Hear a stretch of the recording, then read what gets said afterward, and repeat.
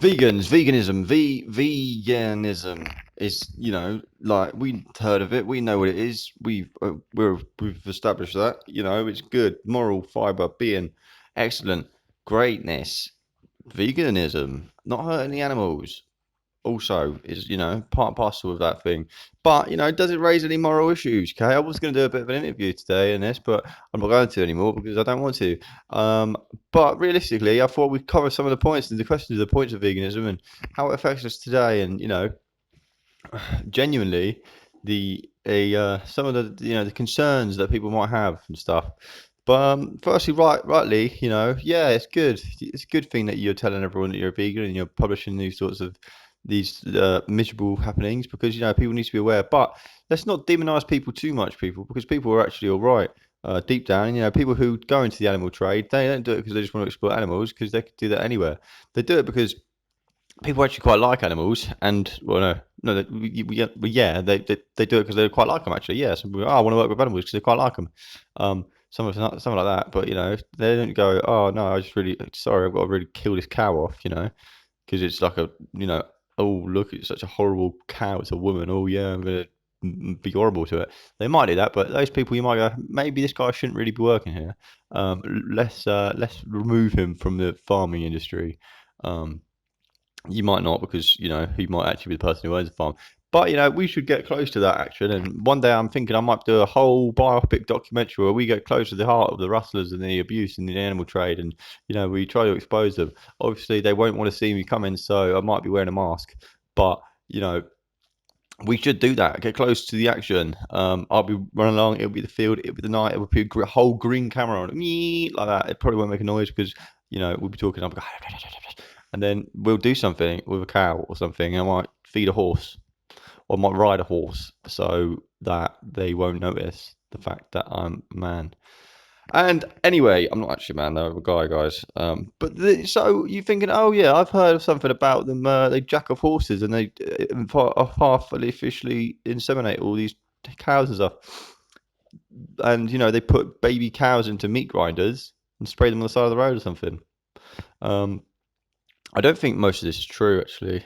Um, well, for the most part. So if you have been told these things, firstly, don't forget that people, they might not actually realise, because they might not be, like clued up on the stuff, and they might have just been eating shit food all their lives, and actually, not bothered to actually really look into the fact that animals actually care and stuff, because um they're just too wrapped up in actually having a go at people, because they might just be like ignorant pricks themselves, and who could get a punch in the face. um or they might just be angry at people, and they want to lash out at the world, and they think by doing something right, then they can do that. And good on them, people. Good for you living a good life, okay, and stuff. But there's other stuff you could be working on, so maybe focus on that instead, before you go telling everybody else who's bad. Because honestly, you don't really know where your food comes from, and your cocaine and stuff.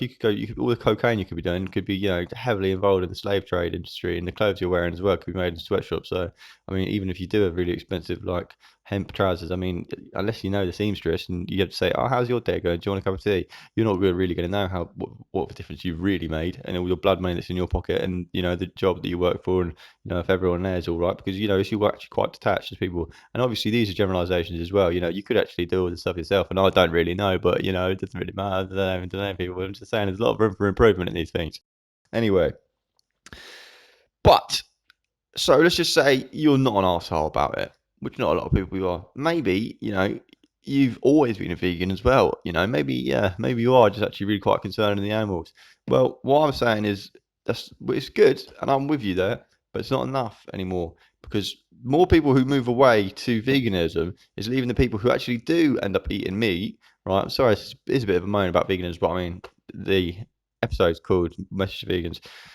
It's not a moan, but it's I'm with you. I'm with you. I'm agreeing with you. I'm not anti-vegan. I've actually taken a look at my eating patterns recently, and I'm trying to be healthier, and trying to be more open-minded. But we've come a long way, people. And realistically, if you want to truly be vegan, you've got to completely detach from society, because all of society is actually being built on animals and the relationship with animals. We've come a long way, and we've actually reared these animals to improve their lives, and essentially living longer lives with us than they are in their wild habitats or whatever. But anyway, eating the animals is bad. Animal products bad, whatever. But what happens if 50% of the people stop eating animals, yeah, all the people do eat animals, there's less options for them people now. If you notice, there's not any free range products in the shops anymore. You can't get free range food anymore because the people who are moral, right, they don't eat the free range food or whatever. So free range food's gone out the window. We don't see it anymore, which is a massive shame. Because I personally like to only eat free range meat and stuff. Because it's a bit, I will try to eat anything, but I don't eat stuff if it's bad, like unethical. I'm not going to bother with that. So that's a shame. And also the price of vegetables has gone up because they've seen the bleeding vegans and they've gone, oh yeah, well, we'll make a quinoa salad and stuff and put £6. This is insane, guys. It's insane. It's not right.